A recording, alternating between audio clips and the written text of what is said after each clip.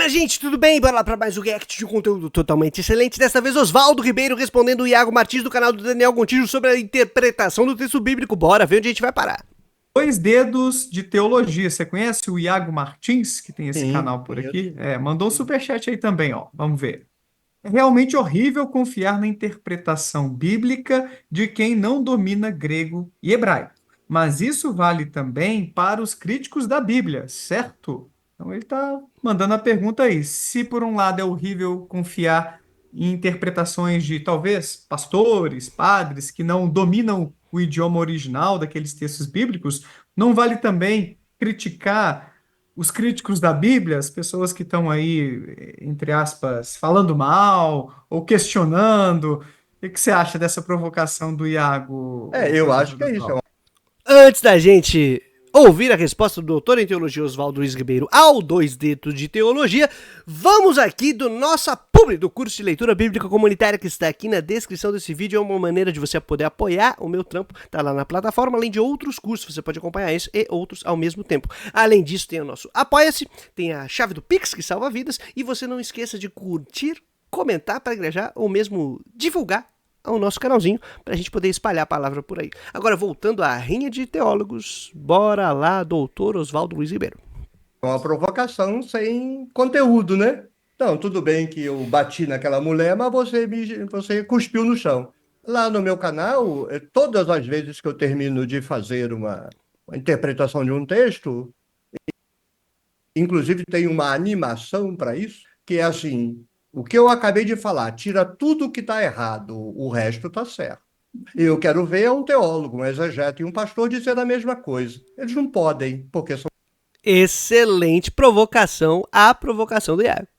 O ponto que o Oswaldo está colocando aqui é muito simples. Ó, trabalhando como leitor do texto bíblico, crítico, que avalia tradução, interpretação, busca critérios em que a gente pode estabelecer um diálogo, em que a gente pode estabelecer parâmetros para crítica e resposta, contestação e mesmo recuperação de como se deve interpretar, ler ou discutir com determinado texto sobre determinada tradição. Um pastor, um teólogo, um padre, do ponto de vista especificamente doutrinário, dogmático ou conservador, não poderia fazer isso.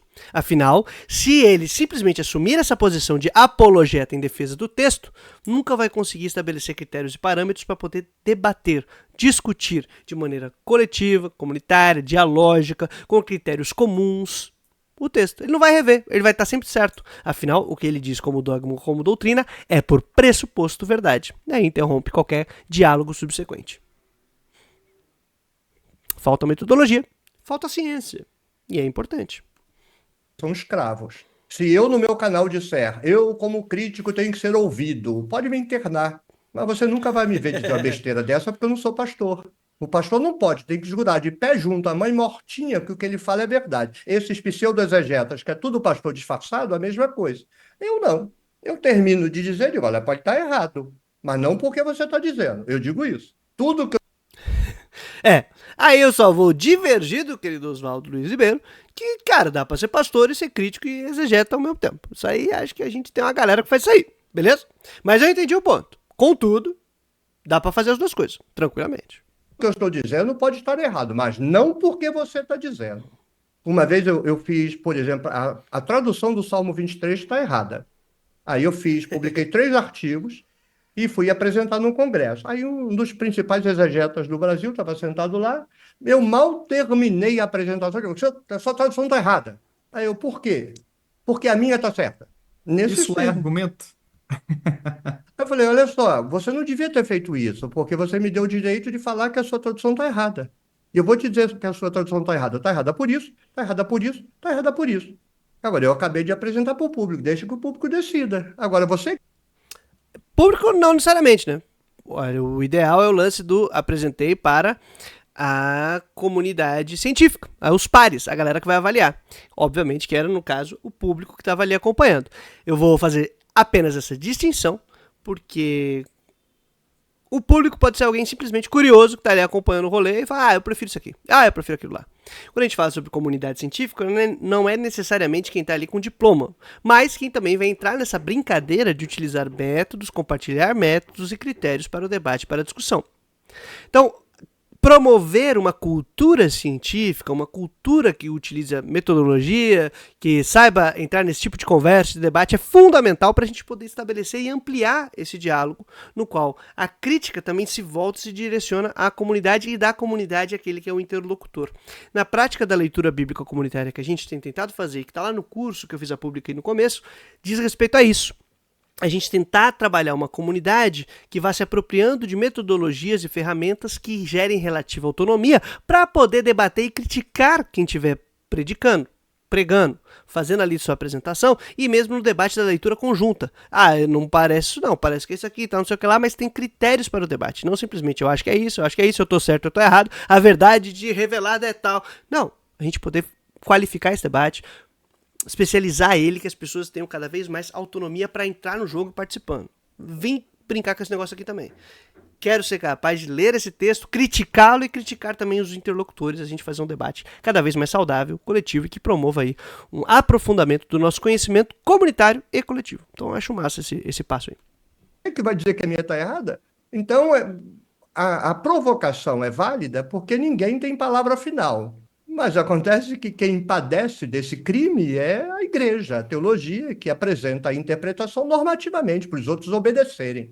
A Verdade. interpretação crítica não. Você vai lá, você desmonta o que está errado e você apresenta uma interpretação que é plausível e diz, olha, pode estar errado. Ciência é isso, né? A ciência está montada na possibilidade do erro, na dúvida. E eu achei Desse mal eu não interessante. morro, não. Eu achei interessante, inclusive, esse mecanismo que você mencionou, que está usando de uma auditoria pública, esqueci se é esse o Sim, termo que é você auditoria utilizou, pública. onde Pode as chamar. pessoas vão conferindo a sua É. tradução, te apontando. Achei interessante essa abertura, né, E, na Oswaldo? É fundamental, na verdade, é assim que se constrói, que se lê, que se trabalha o texto. Por isso que a leitura bíblica comunitária, ou leitura comunitária da Bíblia, leitura, o que era para ser a própria leitura popular da Bíblia, mas que ela também perdeu essa dinâmica, era isso, compartilhar ferramentas, fazer uma avaliação conjunta, o pessoal critica, debate, discute. Cara, é esse o passo. Isso está totalmente correto, totalmente certo, é o procedimento. E como indicou o Luiz Ribeiro, é mais plausível procurar interpretações e traduções cada vez mais plausíveis. E isso é um elemento fundamental para a discussão a respeito do método científico, da epistemologia, que é como o pessoal foge da cruz, né? Como o diabo foge da cruz e o pessoal aí, evangélico, cientista, pseudocientista, faz a mesma coisa. Galera quer discutir design inteligente, não sei o que lá, não quer discutir plausibilidade, não quer discutir metodologia, não quer discutir essas paradas. Eles só jogam numa negação constante e afirmação apologética de um valor de crença que está pressuposto. Ou seja, eliminou o próprio procedimento científico e elimina a sua comunidade científica. Ela só pode ser com aqueles que partilham desta crença. E ponto. Se não assumir o pressuposto, não vale o resto. E aí não dá, cara. Aí impede a produção de ciência, a partir, como diria John Dewey, por exemplo, de resolução de situações indeterminadas, em que a gente vai procurar elementos plausíveis que são cada vez mais verificáveis, ou melhor verificáveis, em determinados contextos, que resolvem os nossos problemas. Até que novos problemas sejam descobertos, percebidos, ou que surjam dadas as dinâmicas, tanto da evolução da ciência, como próprio das próprias condições de vida e tudo mais. Então, cara, isso é muito importante. Acho que esse papo aí que tá rolando a partir dessa provocação de alguém que tem 2 de teologia e o outro que trabalha com teologia, pra gente poder avançar um pouquinho. Verdade, o Gontijo, o Iago aí misturou as bolas, porque uma coisa é a tradução. Você apresenta o texto traduzido, isso não é interpretação, isso é tradução. E ele falou de interpretação, que não é o tema aqui hoje, né? Mas no caso da tradução, eu já resolvi isso. A tradução está lá pública, o pessoal vai lá e diz: o menino hoje falou, professor, eu acho que aí essa palavra só devia botar inveja. Eu falei, não vou botar, porque essa palavra lá em Gênesis 3, o teu desejo é para o teu homem e ele vai te dominar. Lá você vai botar inveja? Você está querendo botar inveja aí porque o seu pastor disse que Caim matou Abel porque ele era invejoso. Seu pastor é uma besta e você está seguindo uma besta. Me diz no texto que Caim tinha inveja. A única coisa que tem no texto é que um entregou bicho e o outro plantinha. Deus gostou do bicho, não gostou da plantinha. O pastor inventa, o coração dele é mau, por isso, coisa de asno.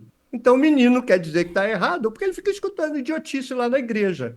Mas eu ainda tive, eu não falei isso tudo para ele, estou falando aqui. Lá para ele eu falei, não, porque você vai botar inveja lá no texto de Gênesis 3. Então como é que você vai botar aí? A palavra é desejo, é a mesma.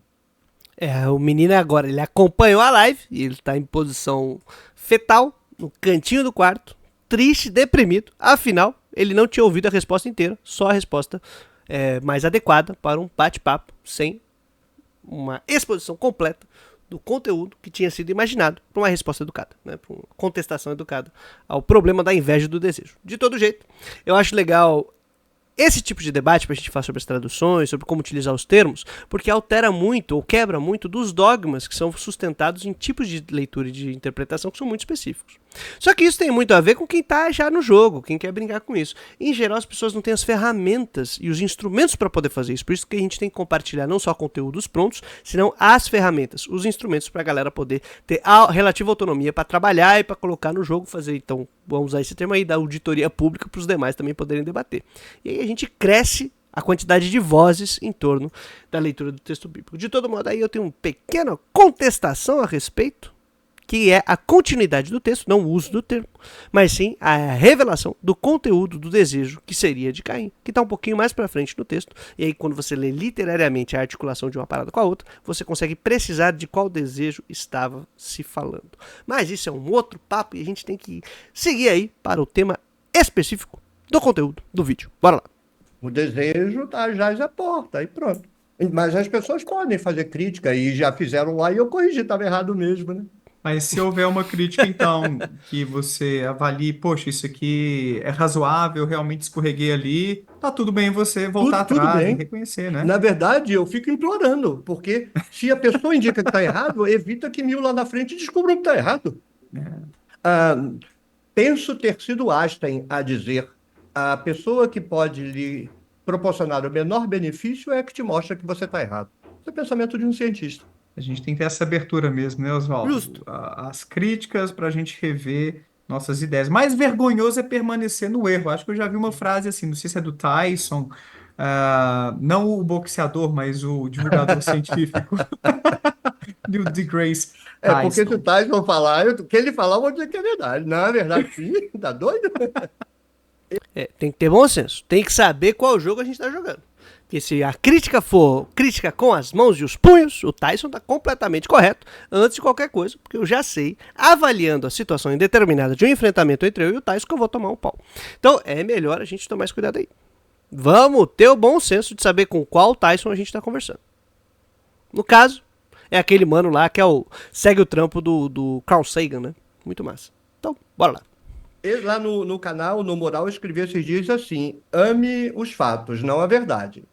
Porque a verdade é uma relação discursiva entre a sua compreensão e o fato. Então, eu não amo a verdade, eu amo a realidade. Eu quero saber o que a realidade é. Quando eu construo uma compreensão, essa compreensão não é a realidade. É a minha compreensão da realidade. A realidade nunca está errada, a nossa compreensão pode estar. Então, quando alguém te ajuda a enxergar melhor, ela está te ajudando. Mas o problema é que as pessoas acham que só porque elas estão dizendo que está errado, o que você está dizendo está errado. Aí é infantilidade. Aí é falta de trabalho procedimental científico. A gente tomar um cuidado aí. E isso me abriu uma brecha para um negócio. Deixa eu ver se dá aqui para fazer.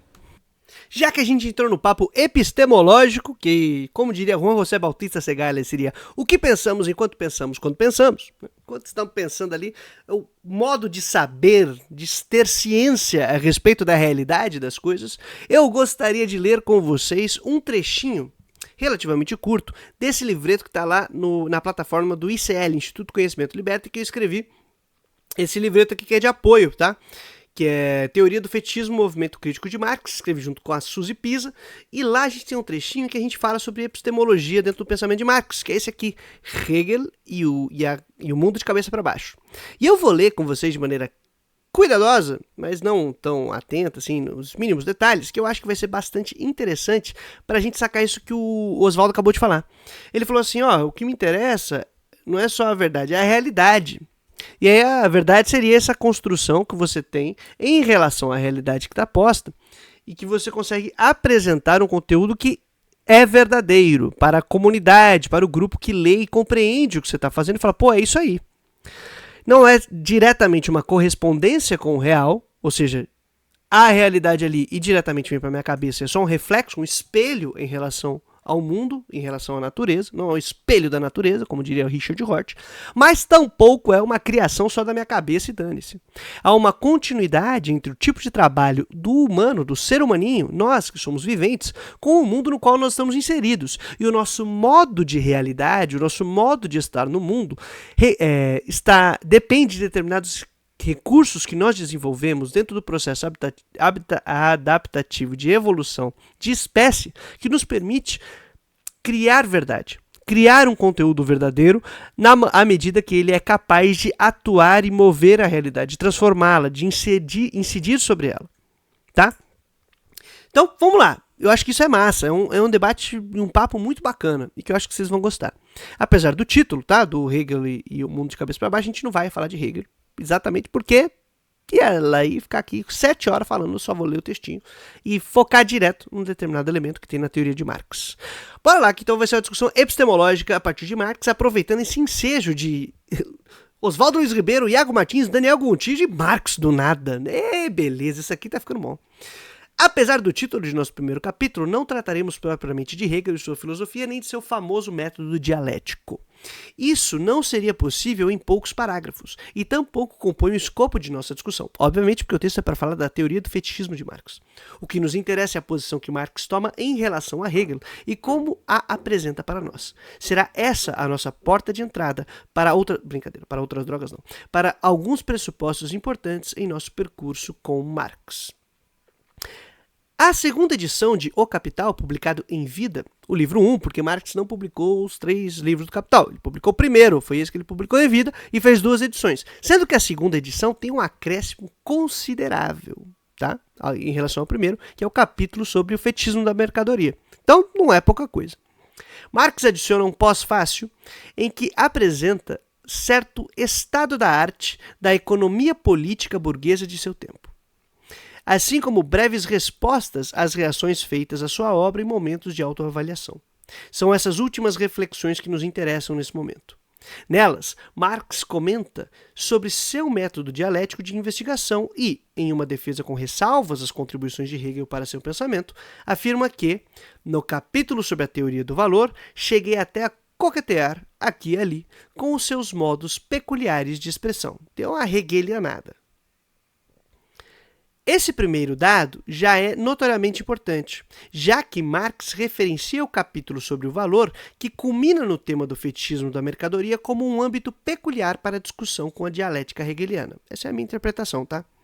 Eu sigo o Juan José Bautista Segales, que faz esse tipo de avaliação também. Nesse trecho, contudo, Marx adverte ter criticado essa dialética em seu caráter mistificador. Mas em que aspecto esse método, ou seja, a dialética de Hegel, pode ser mistificador? Para Marx, hein? Então nós estamos apresentando não o que Hegel escreveu, mas o que Marx interpreta de Hegel. E a nossa interpretação do que Marx interpreta de Hegel, obviamente. Marx comenta que a mistificação que a dialética sofre nas mãos de Hegel não impede em absoluto que ele tenha sido o primeiro a expor, de modo amplo e consciente, suas formas gerais de movimento. Ou seja, é um método mistificador, mas o método é bom. E o caráter mistificador na mão do Hegel não é um problema da dialética, mas um problema do que foi feito por Hegel. Então ele vai utilizar a dialética. Desse modo, não se trata de uma mistificação da estrutura geral do procedimento de um método dialético. O problema se encontra de outro modo e Marx explica os pré-requisitos para realizar a metodologia ou a dialética que ele utiliza. Ou seja, que do ponto de vista de Marx não é mistificador, é científico. Então como Marx faz isso? Aí, vamos citá-lo. Sem dúvida, deve-se distinguir o modo de exposição segundo sua forma do modo de investigação ou de pesquisa. A investigação tem de se apropriar da matéria, Stoff, em seus detalhes, analisar suas diferentes formas de desenvolvimento e rastrear seu nexo interno. Somente depois de consumado tal trabalho é que se pode expor adequadamente o movimento real em si. Se isso é realizado com sucesso, e se a vida da matéria é agora refletida idealmente, o observador pode ter a impressão de se encontrar diante de uma construção a priori.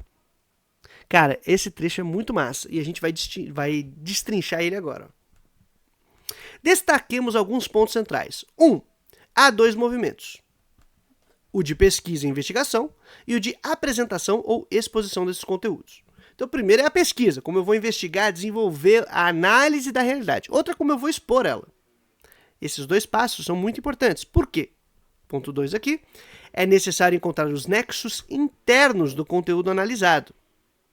E aí, encontrados e sistematizados esses nexos internos, expõe-se de modo adequado o movimento real. Pesquiso, investigo e tenho ali esses elementos. Nesse processo de investigação, eu vou procurar os nexos internos que estão ali nesta realidade. Vou avaliar ela cuidadosamente. Quando eu estou avaliando e fazendo esse processo, eu consigo construir um conteúdo. Esse conteúdo ele não vai ser apresentado do modo como eu pesquisei. Eu apresento ele de modo a refletir, ou de apresentar, de expor de maneira relativamente adequada o processo do movimento real. Como esses nexos estão organizados. Porque no processo de investigação eles não aparecem de maneira ordenada. Você vai construindo essa sistematização. Quando você sistematiza, na hora de apresentar, se apresenta de outra maneira que da qual você investigou. Completamente distinta. Tudo bem? Quando você faz isso, olha o que acontece. Quem lê acha que está vendo a realidade. Que ali já tem uma construção a priori. Tem a impressão de que eu vi o real. Mas você não, você viu o resultado de um processo de pesquisa e de ordenamento dessa pesquisa para que, ao expor, fosse adequado em relação ao movimento da realidade. Por isso que é importante estudar Marx, ver esses processos e como isso tem a ver, inclusive, com a discussão que estava ali de pensamento científico, epistemológico, no própria discussão do Luiz Ribeiro, respondendo ao 2D de teologia. Bora lá. A apresentação desse movimento, se bem feita, aparece para quem observa depois de todo o processo como algo que já estava ali, construída e requerendo apenas um equivalente ideal do movimento real. Parece que é uma correspondência imediata, só faltava achar o elemento correto. E não é isso. Tem um processo, um procedimento que corresponde a esse processo e outro procedimento do movimento real. Que, a bem da verdade, se converte em ponto de partida para acessar a realidade, invertendo o processo. O produto ideal da capacidade cognitiva aparece como a base para acessar o movimento real. Ou seja, agora quem leu e viu esse bagulho vai interpretar a realidade a partir desse ponto de partida que é esse conteúdo produzido. Então, eu não estou partindo da realidade, estou partindo agora desse negócio. E tem que saber distinguir esses dois espaços e esses dois movimentos, essas coisas. Então, agora eu vou partir e parece que o resultado do processo da cognição humana é, na verdade, a própria realidade. E aí o ponto de partida é esse resultado do processo da cognição humana e a gente imagina que é só o real. E aí vem esse lance do reflexo contínuo e perde a noção de movimento. Perde a noção do trabalho de investigação e de apresentação adequada. Tudo bem? Esse é um risco que se corre. Nessa inversão, o caráter mistificador começa a ficar mais claro. Marx comenta que, citando Marx, para Hegel, o processo do pensamento é o demiurgo do processo efetivo, o qual constitui apenas a manifestação externa do primeiro. Para mim, ao contrário, o ideal não é mais do que o material transposto e traduzido na cabeça. Então, a preferência não está no ponto de partida da ideia, do conteúdo, da tradição, do dogma, mesmo do resultado científico. Está na realidade, que talvez exija que você refaça o processo do conhecimento. Você refaça o que está ali, tido como ponto de partida, que é o resultado do processo de investigação científica. A realidade determina, e não só o pensamento. Então tem esse lance, esse trânsito constante necessário. Só que se você acha que o pensamento está fazendo negócio, você mistificou o processo. E Marx então está dizendo, viu, minha gente? Esse é o problema de mistificar, é quando você acha que o pensamento é o ponto de partida e não é a realidade. Porque o pensamento é parte, o fenômeno, dentro de uma realidade que é muito maior que ele. E não que a realidade seja fenômeno do processo cognitivo. É isso que Marx está chamando a atenção. Então o problema de Hegel é inverter esse passo. A matéria investigada em seus nexos internos, portanto, é em Marx o conteúdo e a referência de ponto de partida para a produção teórica e de retorno para sua verificação, sujeita a constante transformação, pois é resultado de determinadas condições materiais e históricas que são dinâmicas e transitórias. Como comenta Henrique Dussel, num livrinho muito bom chamado A Produção Teórica de Marx, para Marx era muito importante distinguir claramente entre o real e o pensado, já que o fantasma hegeliano estava sempre no horizonte.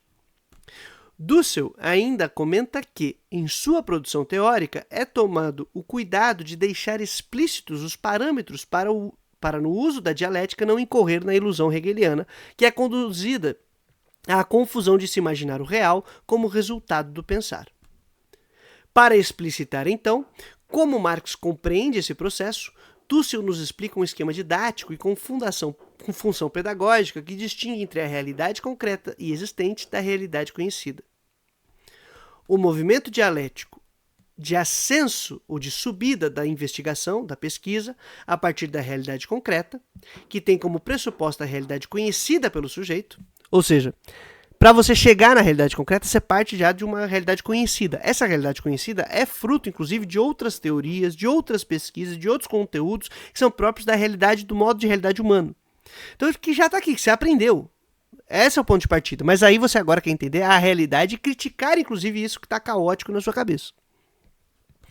Cria em um primeiro momento uma representação caótica da realidade que será depurada na busca pelos nexos internos até constituir uma totalidade concreta na sua cabeça, diga-se de passagem. Constituída na cabeça como uma tradução do movimento real. Mas essa totalidade ela é concreta, mas aqui é de pensamento, de refazimento do pensamento, vamos dizer assim.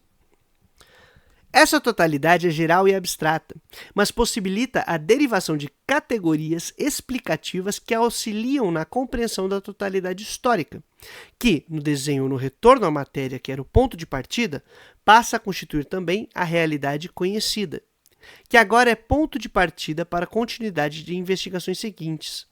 Ou seja, essa revisão do que se tem de conhecido pelo sujeito estabelece uma realidade mais caótica, na cabeça, uma totalidade concreta, mas que possibilita categorias para reinterpretar a realidade vigente e encontrar, então, maneiras de verificar, cada vez mais plausíveis, que auxiliam na nossa incidência sobre a realidade e maior capacidade de decidir, de ingerir, de transformar o mundo que está diante de nós. Porque o nosso objetivo não é ajeitar a cabeça, é ajeitar o mundo no qual a cabeça está inserida. Então, esse lance é muito importante. Esse esquema é de extrema ajuda para compreendermos como no pensamento marxista não se confunde o real com o conteúdo produzido, traduzido e transposto para a cabeça do investigador, que sempre tem como referência a totalidade real na qual está incluído, mas da qual não é conhecedor pleno, mas sempre histórico e materialmente limitado. Nós não temos pleno conhecimento da realidade, da totalidade. Isso é óbvio em Marx, mas muito óbvio. Bora lá. A referência, portanto, não é a teoria, mas a realidade a partir da qual qualquer sistema teórico surge para a qual deve retornar. Se o pensamento toma a si mesmo como referência e ponto de partida do processo efetivo, a realidade que se apresenta aparece como tal e fixada sob o marcos de uma teoria vigente, sem a constante dinâmica de verificação e apreensão do movimento real, material e histórico. Por isso, Marx afirma que, abre aspas, meu método dialético, em seus fundamentos, não é apenas diferente do método hegeliano, mas exatamente seu oposto. Bem, nesse sentido, chegamos ao nosso problema. Para Marx, a dialética de Hegel está de cabeça para baixo. É preciso desvirá-la a fim de descobrir o cerne racional dentro do invólucro místico. Ou seja, Marx também não está abandonando o Hegel. Ele fala, cara, aqui tá excelente, só que a gente tem que tirar essa capa mística que está aí e entender o cerne racional do processo. E é o que o Marx diz que está tentando fazer. Esse tipo de modo de operar a racionalidade mistifica ao tomar um determinado conteúdo teórico como ponto de partida, sem o cuidado de realizar a apreensão do movimento real a partir da totalidade concreta existente, material, sob uma análise histórica e que busca aprender o processo histórico em desenvolvimento e seus nexos internos. Com isso, mesmo que performe o movimento formalmente ou genericamente dialético, acabará por mistificar o movimento real, e para Marx resulta na função de, abre aspas, glorificar o existente, dogmatismo, doutrina, reforçar a própria existência. E aí a gente vai ter um problema que é a glorificação da existência como uma questão ideológica. E a gente vai ter uma discussão sobre ciência e ideologia na continuidade do texto, mas eu não vou seguir. De todo modo, acho que foi muito bacana esse papo. Agradeço aí a Luiz Ribeiro, a Daniel Gontijo, a Marx e também ao Dois Dedos de Teologia por ter tirado a mão do bolso e colocado esse superchat que possibilitou a chegada até aqui desse grande movimento de discussão sobre o real e também sobre texto bíblico. Se você gosta do tipo de desenvolvimento teórico que a gente tem aqui no nosso canalzinho, não esquece de curtir, de divulgar, de comentar para engajar e também de olhar a descrição desse vídeo para ver como você pode apoiar o meu trampo para a gente seguir na nossa correria. Beleza? Trazendo a boa nova todo dia útil até a vitória final. Tamo junto, minha gente. Valeu!